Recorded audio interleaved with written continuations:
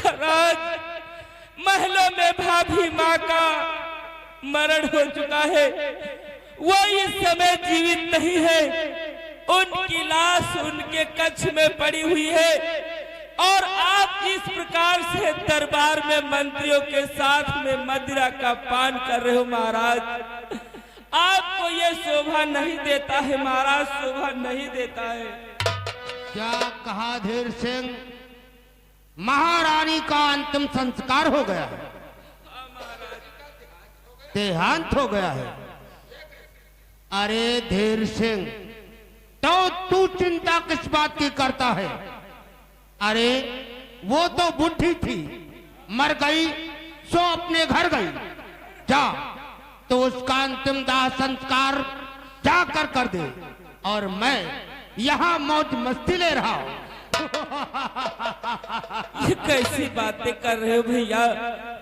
महलों में भाभी माँ की लाश पड़ी हुई है और आप मंत्रियों के साथ में मदिरा पान करने में पड़े हो, मस्ती करने में पड़े हो भैया।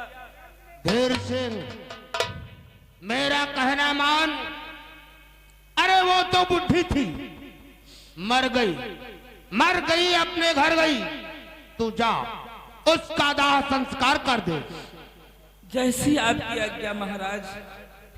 जो होना था जाओ धीर सिंह। रोने धोने से क्या फायदा? कहा मंत्री?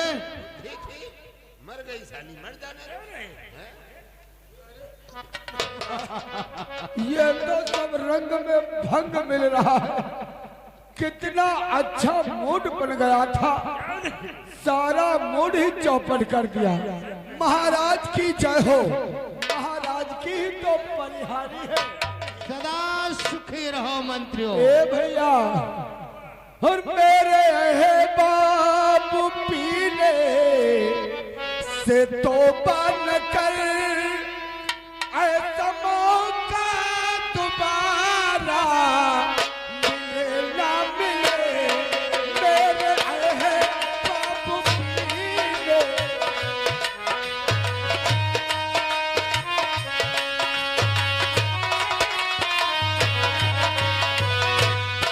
मेरे है बाबू पीले से तौबा न कर, ऐसा मौका दोबारा मिले ना मिले।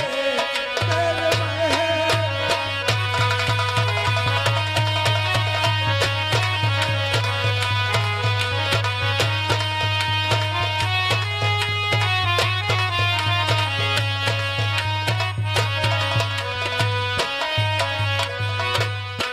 मेरे है बाबू पीले से तौबा न कर, ऐसा मौका दोबारा मिले ना मिले। हाँ, मिले ना मिले। जाम पर जाम यूं ही छलकता रहे।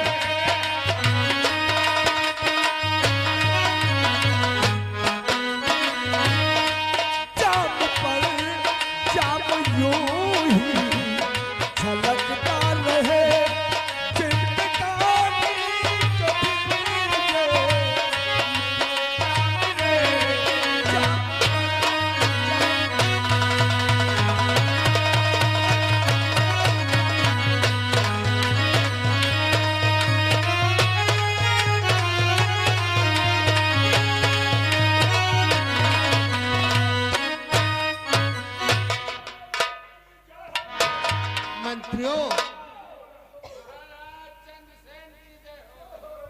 मंत्रियों कि पी लो ये रम है नफरत की, कि पी लो ये रम है नफरत की।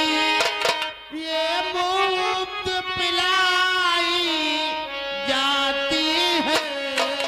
पी लो ये रम है नफरत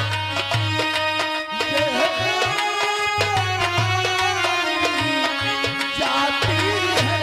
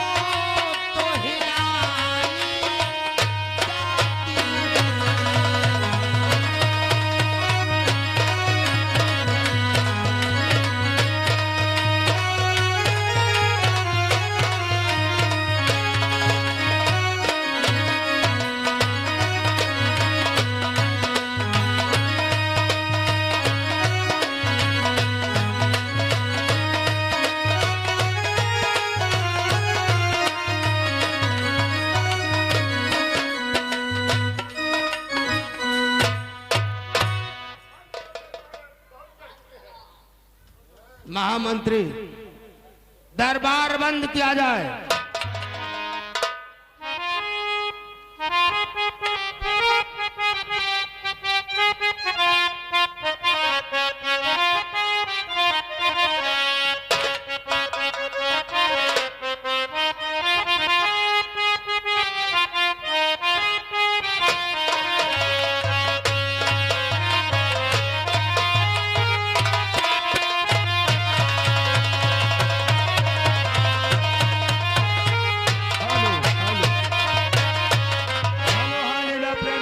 भक्तों सेन भी समझ ली। इधर चंद्रसेन की रानी रूपवती खत्म हो जाती है, यानी उसका देहांत हो जाता है। कुछ समय इसी प्रकार से बीतते हैं। राजा चंद्रसेन अपने दरबार में बैठे हुए हैं और मंत्रियों से क्या बातचीत होते आगे सीन में देखी।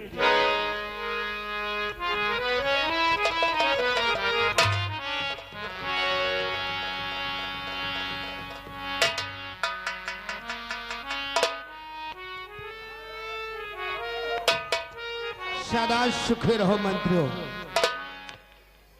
कहो क्या बात है? महाराज, आज मैं ये क्या देख रहा हूँ? अरे आप इतना चिंतित बैठे हो, क्या कारण है महाराज?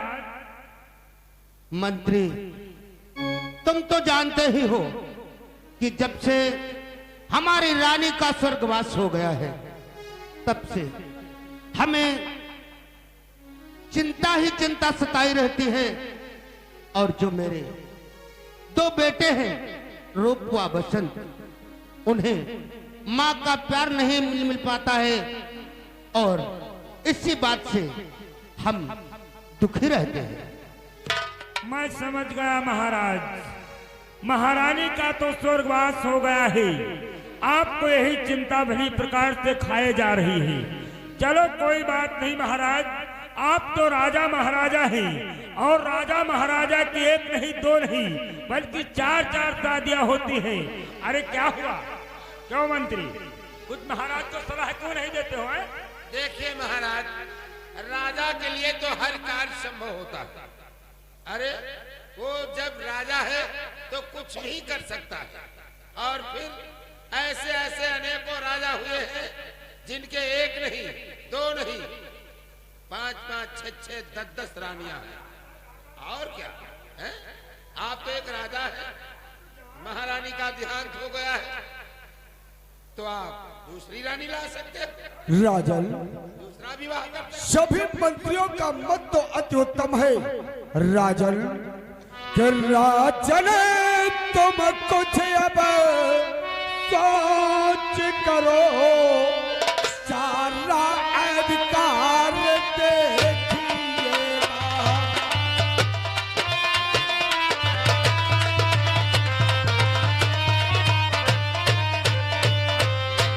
राजन कोई चिंता न करो, सारा अधिकार देखिएगा। यदि पहली गुजर गई तो ब्याह दूसरा की।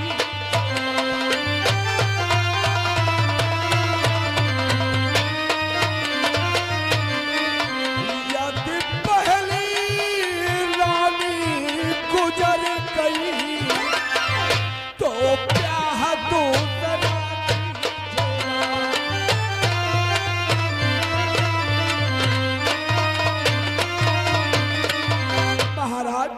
आपकी पहली रानी मृत्यु को प्राप्त हो गई तो आप चिंता न करें महाराज।